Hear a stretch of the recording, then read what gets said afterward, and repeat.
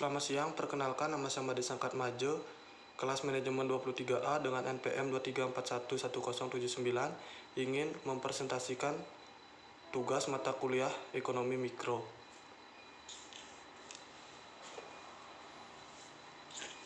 Saya akan mempresentasikan tugas yang bertemakan pasar dan faktor-faktor produksi. Jadi yang pertama adalah faktor produksi. Faktor produksi adalah segala sesuatu atau barang atau jasa yang dapat digunakan untuk menciptakan atau menambah nilai guna dari barang dan jasa. Pengertian sederhana adalah segala sesuatu yang dibutuhkan agar kegiatan produksi dapat berjalan dengan lancar. Pasar faktor produksi berbeda dengan pasar hasil produksi. Penawaran faktor produksi berasal dari rumah tangga konsumen dan permintaan berasal dari rumah tangga produsen. Balas jasanya berupa sewa, upah, pendapatan, bunga, serta laba. Macam-macam faktor produksi, yang pertama adalah sumber daya alam, yang kedua adalah tenaga kerja, yang ketiga adalah modal, dan yang terakhir adalah kewirausahaan. Jadi yang pertama adalah sumber daya alam. Yang dimaksud dengan sumber daya alam adalah segala faktor produksi yang berasal dari kekayaan alam yang dapat digunakan untuk memenuhi kebutuhan manusia.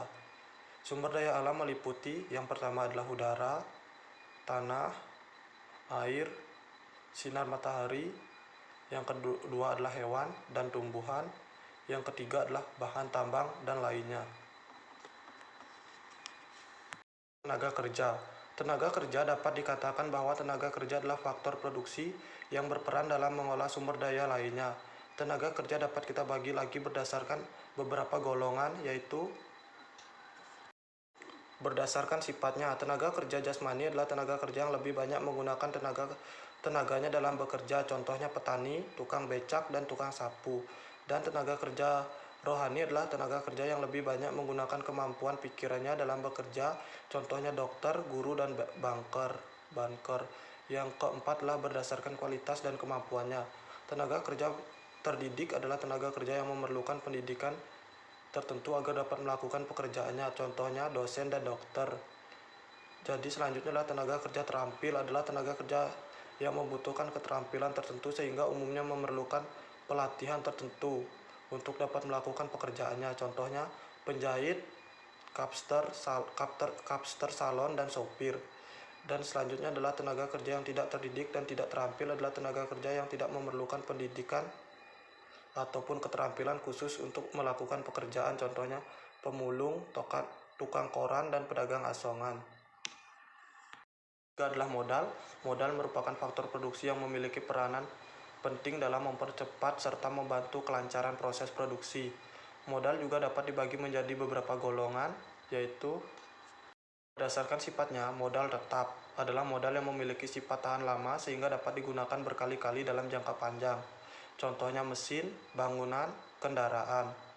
Dan selanjutnya adalah modal lancar, adalah modal yang memiliki sifat sekali pakai, contohnya kertas dan bahan bakar. Berdasarkan sumbernya, dibagi lagi menjadi modal sendiri, adalah modal yang bersumber dari pribadi pemilik maupun perusahaan itu sendiri. Dan yang kedua adalah modal asing, adalah modal yang berasal dari pinjaman pada bank atau pihak lainnya. Yang ketiga adalah berdasarkan kepemilikannya. Modal individu adalah modal yang bersumber dan dimiliki oleh individu dan hasilnya dapat dikategorikan sebagai penghasilan bagi pemilik modal tersebut, contohnya bunga tabungan, rental mobil, dan sewa bangunan. Dan selanjutnya adalah modal umum, adalah faktor produksi modal yang berasal dari pemerintah dan digunakan untuk kepentingan bersama, contohnya pasar dan pelabuhan. Dan yang terakhir adalah berdasarkan bentuknya. Jadi yang pertama adalah modal konkret, adalah modal yang bentuk fisiknya dapat dilihat selama proses produksi, contohnya mesin dan bahan baku. Yang kedua adalah modal abstrak, adalah modal yang tidak memiliki bentuk fisik namun berharga dan memiliki kegunaan bagi perusahaan. Contohnya hak paten, hak merek, dan nama baik.